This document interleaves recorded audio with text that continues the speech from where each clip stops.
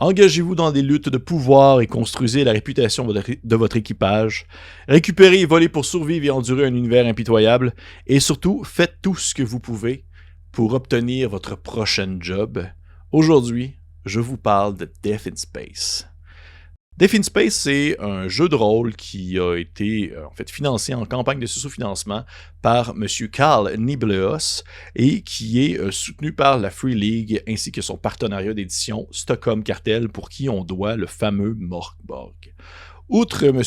Niblaeus, que j'espère mentionner son nom de famille comme du monde, il y a M. Christian Ploquefort, qui est un très reconnu du milieu du jeu de rôle, mais aussi du game design pour le jeu vidéo, ainsi que le co-créateur de Morkborg, Johan Nord, à qui on doit les très belles illustrations et la très belle mise en page de ce fameux jeu jaune OSR très violent. Death in Space, côté thématique, eh bien, c'est un monde futuriste, de la science-fiction qui va s'éloigner du space opéra pour pouvoir s'approcher un peu plus de la survie dans l'espace en quelque sorte. Votre équipage et vous allez vous déplacer dans des zones obscures d'un univers non réglementé, d'espèces de zones qui n'ont plus vraiment de loi, des espèces de no man's land en quelque sorte, afin d'accomplir différentes tâches pour pouvoir gagner l'argent qui va vous permettre de survivre à votre prochaine journée, qui va vous envoyer vers une autre tâche, etc., etc., etc.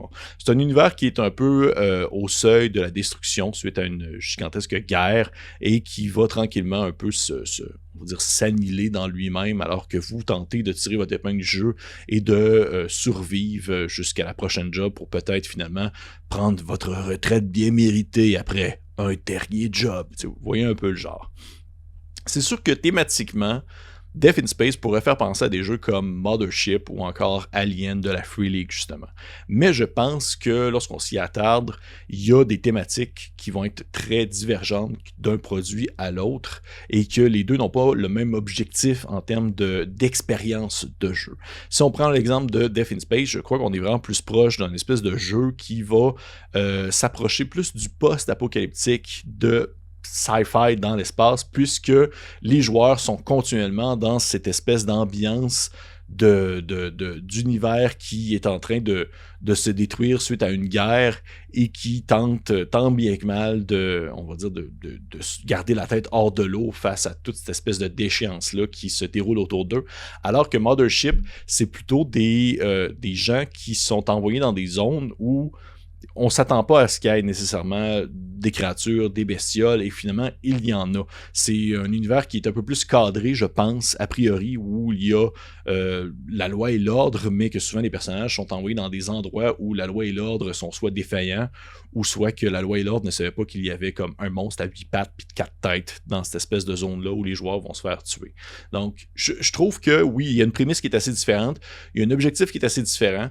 Je trouve que Mothership, on est un peu plus proche du hard science, un peu plus classique selon dans quel module vous vous enlignez, alors que Death in Space, on est vraiment plus dans des espèces de post-apocalyptique spatial, donc les deux n'ont pas nécessairement, je trouve, le même objectif en termes de jeu, comme je l'ai mentionné, mais c'est sûr que si, admettons, vous voulez juste une fois un soir de spin, vous avancez dans une aventure un peu science-fictionnesque, horreur, je pense pas que vous allez manquer votre coup, que vous en prenez un ou l'autre au final, côté thématique. Parce que si on se lance plutôt dans le côté des règles, bien les deux jeux sont très différents. Et là, je vais rester focusé sur Death in Space, j'ai déjà assez parlé de Mothership dans d'autres vidéos. Death in Space utilise un système de D20 qui est un peu un mélange entre Knave, pour ceux qui connaissent, et Morkborg, sans pour autant vraiment être une copie d'un ou de l'autre. Ce n'est pas un jeu qui est compatible avec Morkborg, c'est vraiment une gamme indépendante. Death in Space, votre personnage a 4 attributs, c'est-à-dire le body, la dexterity, le CV, le tech, qui vont de -3 à +3. Vous devez choisir entre 6 origines, dont entre autres le chrome ou le punk, et chacune de ces origines-là possède quelques caractéristiques ou quelques capacités spéciales qui vont les différencier les unes aux autres. Lorsque vous voulez accomplir une action, vous devez lancer un des 20 et avoir, en fait, en dessous d'un seuil de difficulté, votre attribut, votre modificateur d'attribut va influencer, on va dire positivement ou négativement, l'action que vous souhaitez faire. Les personnages peuvent accumuler ce qu'on appelle des Void Points, qui sont en quelque sorte des points qu'ils accumulent lorsqu'ils ont des échecs et qui peuvent par la suite dépenser afin d'avoir des avantages dans certaines situations. Il y a plein d'autres choses à prendre en considération, mais tout de même, c'est un jeu qui est très, très, très léger côté système de règles. Ça s'apprend très vite, même que je pense que je le trouve plus léger encore que Mothership, puisque Mothership a un système de combat qui est un peu plus, on va dire, un peu plus croquant. Je cherche des bons termes au lieu de dire crunchy, là, qui est un peu plus croquant, mais vraiment, Death in Space va s'aventurer dans cette espèce de vraiment rule light, qu'on va dire en anglais, un système de jeu très très simple qui s'apprend très rapidement. Mais pour autant, Death in Space n'est pas un jeu, je dirais, simpliste ou même simplet, dans le sens qu'il est très complet pour ce qu'il offre en termes de règles. Son système est, oui, clé en main en quelque sorte, mais ça n'empêche pas qu'il offre exactement ce qu'il veut offrir, c'est-à-dire une expérience rapide, efficace et assez renouvelable dans le contexte où est-ce que vos personnages vont probablement mourir.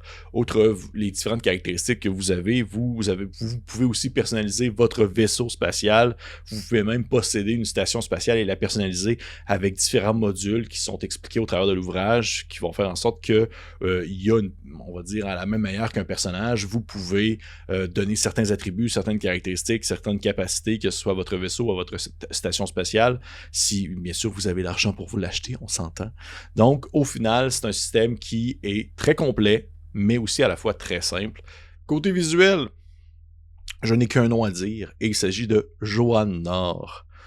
Monsieur Nord qui a, on va dire, une touche bien particulière et bien à lui, qui est très reconnaissable, réussit encore une fois, cette fois-ci, à créer quelque chose de très unique, mais qui nous permet justement de reconnaître, on va dire, sa propre plume, son propre coup de crayon.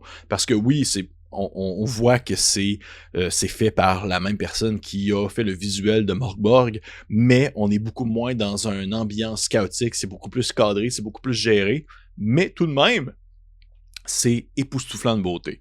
C'est sombre, c'est très très sombre. C'est plus sombre que Morkborg, alors que celui-ci était très jaune. Là, on est dans le noir. On est dans le noir rouge foncé, un peu de jaune ici et là, mais ça ne nous empêche pas de vraiment prendre le temps d'observer avec admiration les traits que M. Nord a fait, que ce soit l'illustration d'un petit astronaute qui flotte dans le vide, dans l'espace, ou une image vue de côté d'une espèce de soldat avec un pistolet dans les mains. C'est vraiment super bien détaillé, c'est vraiment très bien découpé, l'information est claire, il y a vraiment une espèce de duotone qui est super présent, c'est-à-dire souvent soit du noir-jaune, jaune-blanc, blanc-noir, etc. Mais même si pour certains ça peut paraître austère, je trouve pour ma part que ça a vraiment sa touche qui est bien à lui, et on reconnaît la touche Monsieur Nord sans pour autant se dire que c'est une copie de Morkborg visuellement parlant. Ma critique finale sur Death in Space, je trouve que c'est un super ouvrage de science-fiction de survie spatiale. Je trouve que le livre, ou du moins que la gamme pour l'instant, a réussi à tirer son épingle du jeu en proposant un cadre intéressant de base, un setting, une mise en place existante qui est assez élaborée pour nous donner le goût de construire par-dessus, mais sans pour autant être trop étouffante et difficile à assimiler. Le système de jeu est très simple, peut-être trop simple pour certains. Pour ma part, j'apprécie bien. Mais il y a tout de même quelque chose qui me fait poser une question. C'est que, oui, comme je l'ai mentionné tout à l'heure, je trouve que Death in Space et Mothership ont un objectif différent. Mais les deux jeux ont comme particularité qu'ils ont une licence de création qui permet à des gens de pouvoir publier des ouvrages des ouvrages indépendants en fait, mais qui fonctionnent avec leur système de jeu. Et comme on peut le voir avec Mothership, les gens se sont vraiment laissés aller et ça va dans tous les sens. Autant qu'on va avoir un module qui est beaucoup plus western, alors qu'on va avoir un autre module qui est très très space opéra. Et j'ai l'impression que Death in Space et Mothership vont se retrouver en quelque sorte avec les publications qui vont sortir et qui vont être un peu pile-mile, puisque les gens se permettent d'aller dans tous les sens, ce qui est absolument correct. Au final, on s'approprie le jeu, on s'approprie le genre et on fait ce qu'on veut.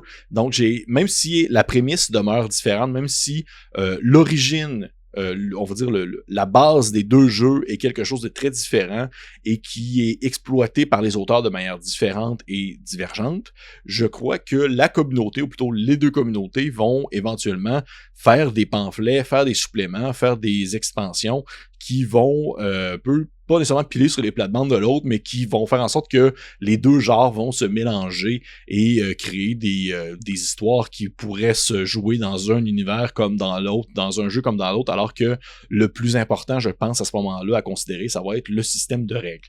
Est-ce que vous êtes plus intéressé par un système défunt avec des caractéristiques, ou est-ce que le système de Mothership, qui est un système de pourcentage avec quelques petites particularités, va être un peu plus votre tasse de thé? Rendu là, c'est à vous de voir. Je pense qu'un comme l'autre peuvent avoir leur avantage. Un comme l'autre vont proposer quelque chose de différent à la base. Mais il y a cet aspect-là de communauté que je crois qu'il va revenir et je suis sûr qu'on va en entendre parler d'ici quelques temps. Malgré tout, Death in Space est un super beau jeu. En fait, c'est un super beau jeu, pour vrai. De toute beauté. C'est un système simple, efficace. C'est pas mon système, on va dire que coup de cœur en quelque sorte. Il n'y a rien qui est révolutionnaire, je trouve, là-dedans.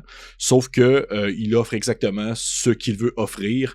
Et je pense que les gens qui sont curieux et qui apprécient ce style de jeu-là, et aussi cette thématique-là qui va mettre l'emphase beaucoup plus sur l'immersion que sur des règles un peu difficiles ou du moins des règles qui vont être très simulationnistes, eh bien, vous allez apprécier ça amplement.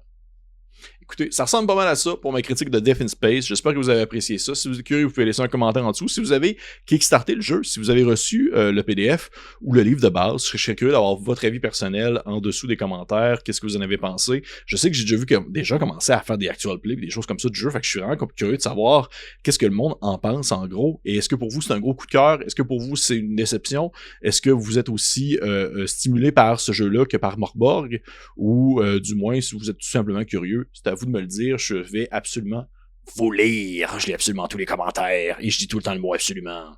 Donc sur ce, je vous dis à la prochaine et on se dit, je l'ai déjà dit, on se dit à la prochaine. À la prochaine.